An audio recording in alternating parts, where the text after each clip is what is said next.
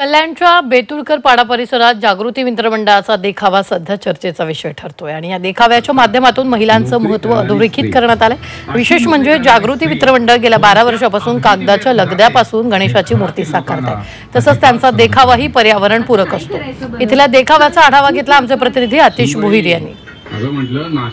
संपूर्ण राज्यामध्ये गणेश उत्सव हा आनंदाने साजरा होत आहे आणि कल्याणमध्ये देखील गणेश उत्सव जे मंडळ आहेत त्यांनी वेगवेगळ्या प्रकारचे देखावे सादर करण्यात आलेले आहे। कल्याणच्या बेतुळपाड्यावरती जागृती मित्र मंडळ आहे हा अनेक वर्ष सामाजिक उपक्रमाप्रमाणेच हे देखावे जे आहे सादर करतात। यावर्षी देखील वर्किंग वुमन हा विषय जो आहे या विषयावरती ह्या मंडळाने देखावा सादर करण्यात आलेला आहे की जी वर्किंग वुमन आहे ती सकाळपासूनच ते रात्रीपर्यंत दिवसभर काम करत असते।